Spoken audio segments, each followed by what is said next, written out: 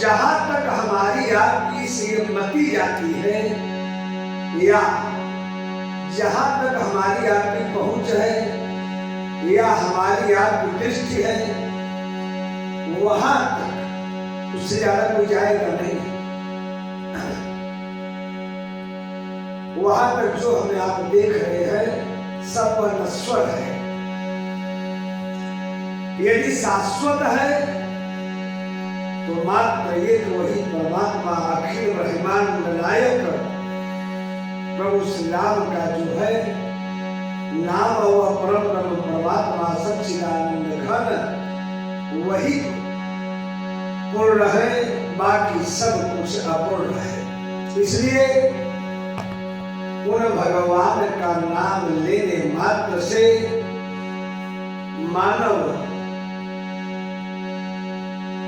जो कमियां हैं वो पूर्ण हो जाती है। ये भी कहा जा सकता है क्यों? अरे भाई, इसलिए कहा जाता है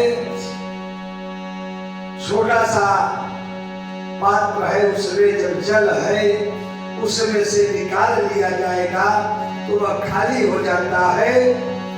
उदाहरण के रूप में ये सागर से कितना भी जल निकालिए वो खाली नहीं होता। वह परमात्मा पूर्ण नहीं, वह परिपूर्ण है। परिपूर्ण का मतलब यह हो जाता है, जानिए भाई, कि उसी परमात्मा के कहे न ब्रह्मांड निकाया निर्मित माया रोम रोम प्रतिवेद कर दिया। तो जो हमारे प्रभु है उनके एक एक रोम से करोड़ों करोड़ ब्रह्मांड का सृजन होता है।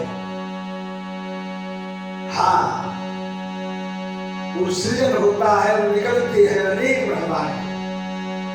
ऐसे ब्रह्मांड नायक परम ब्रह्म परमात्मा श्री राम के चरणों में नमन करते हुए और उनके नामों का स्मरण करते हुए हमारे संतों के द्वारा, सद्गुरुओं के द्वारा, सनातन के द्वारा यह सदैव बताया जाता है। कुछ मत करिए, लेकिन राम के नाम को भजते रहिए। नहीं इस जन्म में तो अगले जन्म में, नहीं अगले जन्म में तो अगले जन्म में तो निश्चित रूप से वह कल्याण हो ही जाएगा, कोई रुकेगा नहीं। और रुकने का तो बात ही छोड़ दीजिए। बड़े बड़े महापापी को भगवान ने उनके नाम भजने के कारण उनका कल्याण कर दिए। इतना ही नहीं, जो भगवान का विरोधी था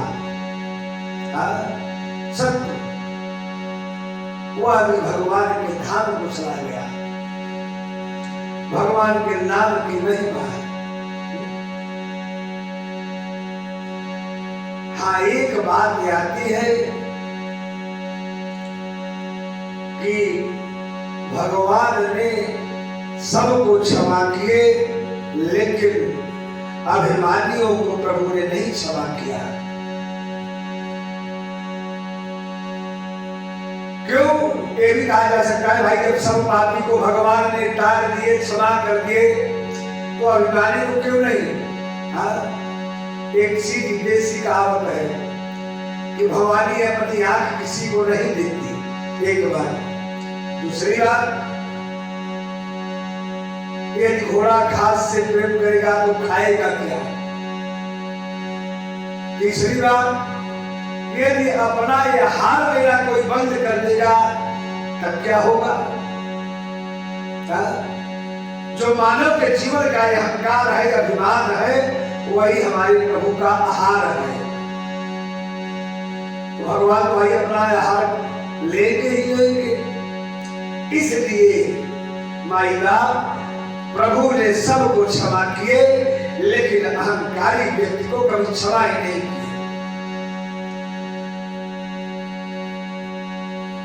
अभिमान मानव के जीवन में जब आता है तो श्री राम बहुत दूर चले जाते हैं, जब वह अभिमान मानव के जीवन से दूर जाता है तो प्रभु नजदीक में आ जाते हैं। आओ तो जाने दीजिए, आज हमें आप थोड़ा पूजा कर लिए, पाठ कर लिए, जप कर लिए, सोचे कि हमारे जैसा कोई है ही नहीं, ये अभिमान आ जाता है।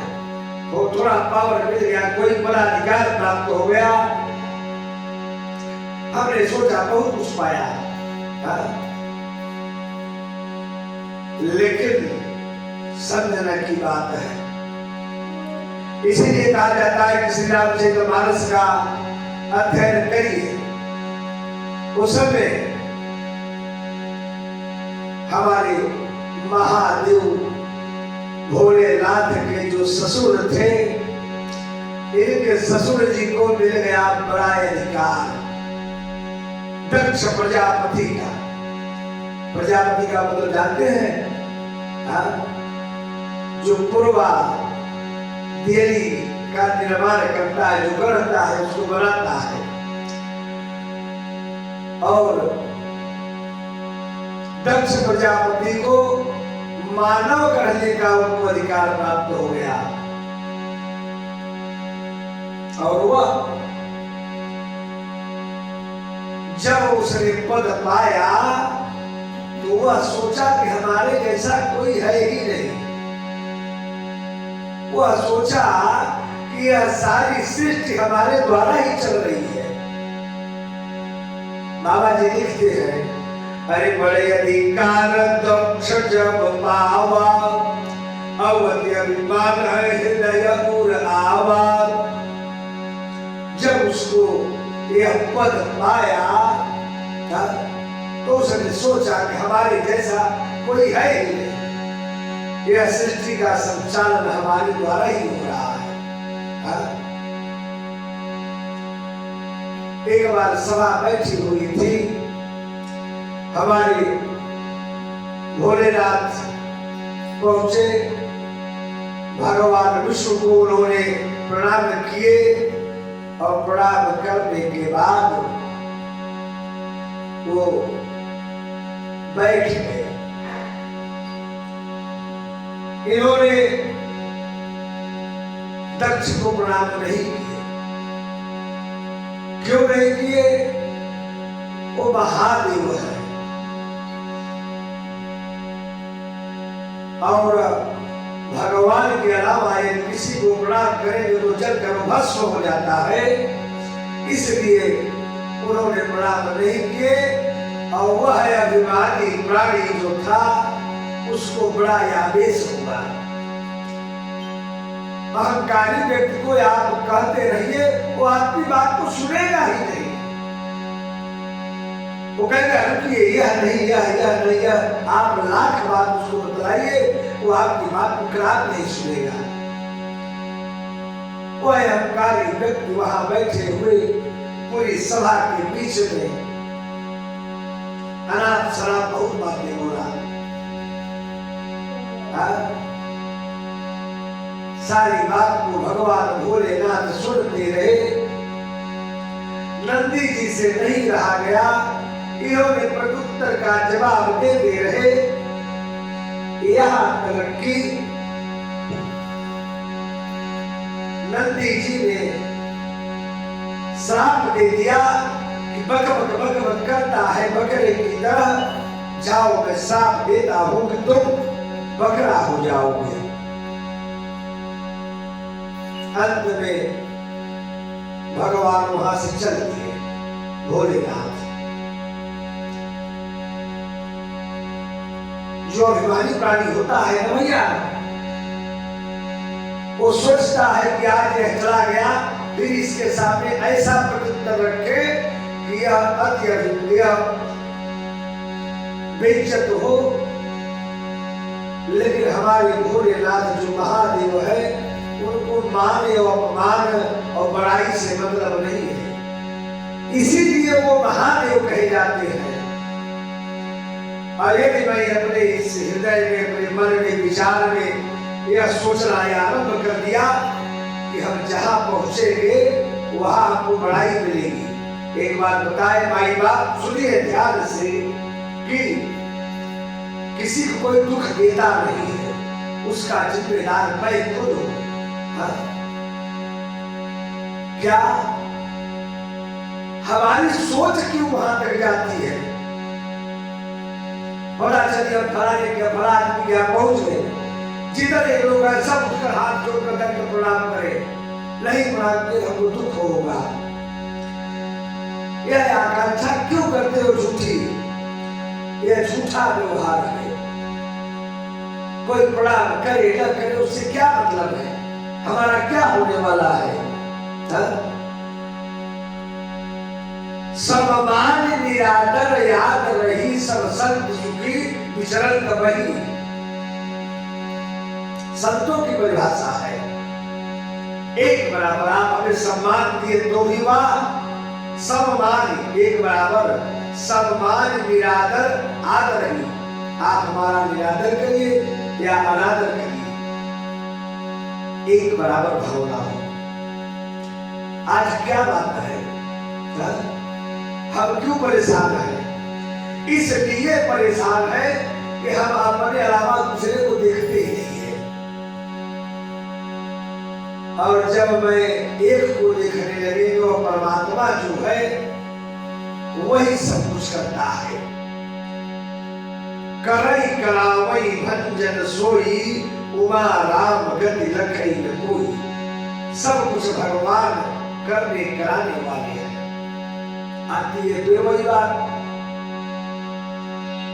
जब सम्मान नहीं मिला तो आवेश से आता है, क्रोध होता है, और जब क्रोध होगा तो उसमें बड़ी पीड़ा होगी। वह मानव के जीवन का कटु सत्य है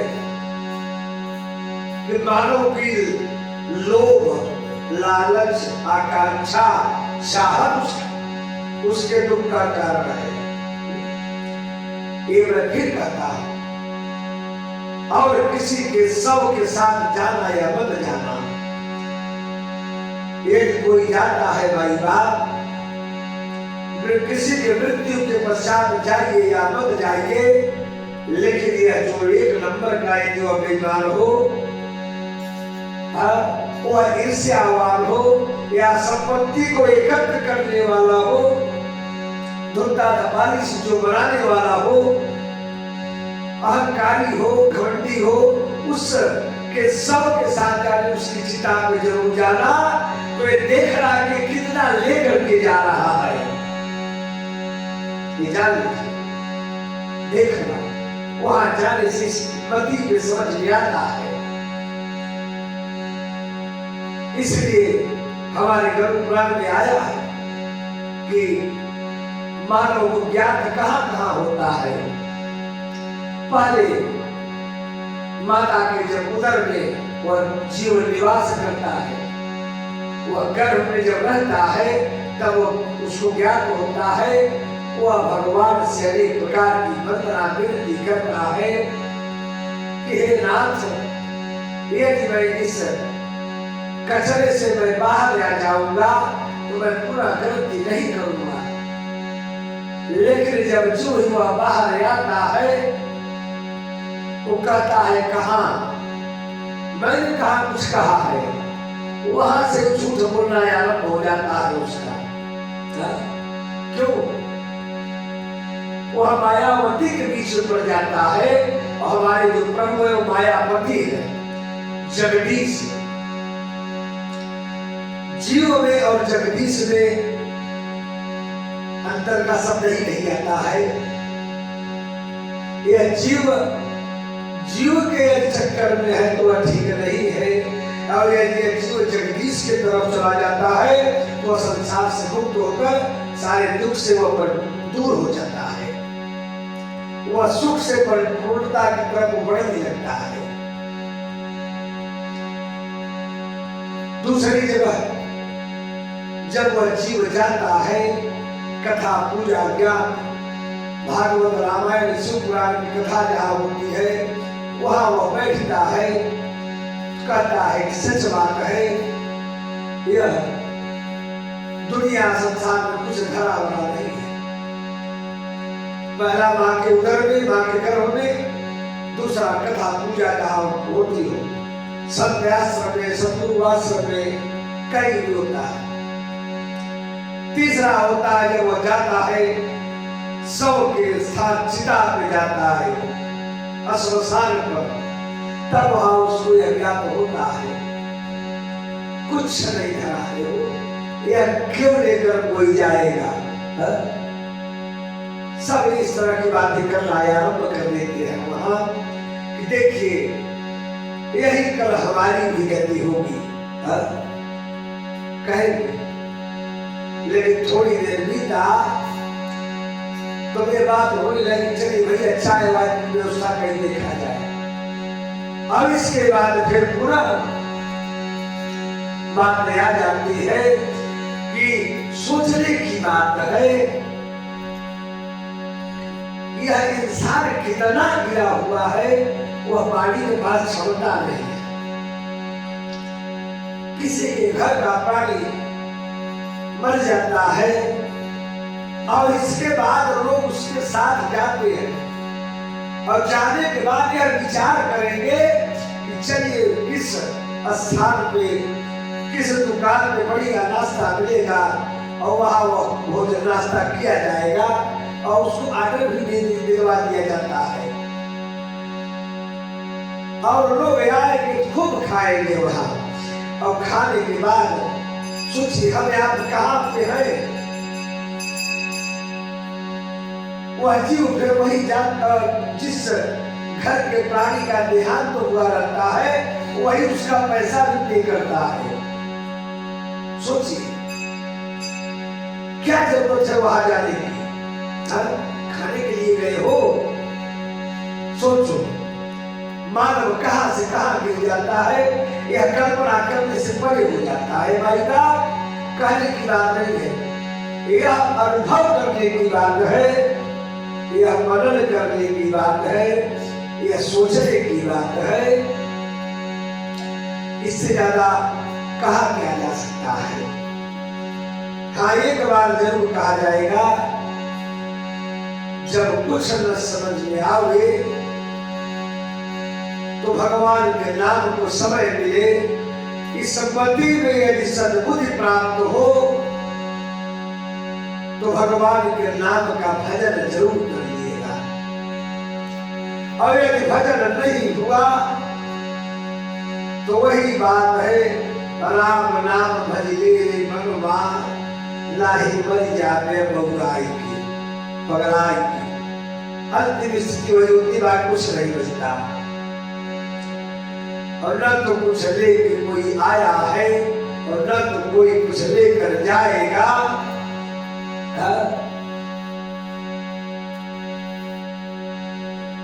चाहे जैसे नाम निकलता है तो मंगल तो होगा ही।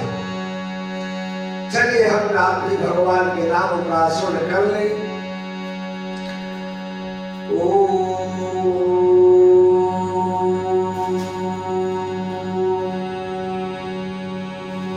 विष्णवे नमः। ओम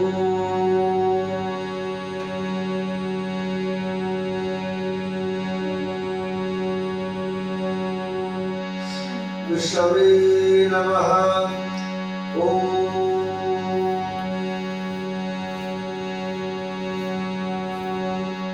विष्णवे नमः। ओम शांति। ओम शांति। ओम शांति। ओम सुशांतिर्भवतु। ओम सर्वा अरिष्ट शांतिर्भवतु।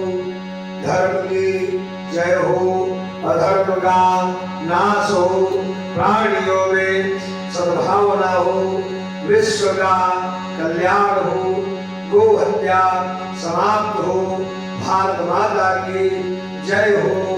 ओम नमः पार्वती पतये। हर हर महादेव।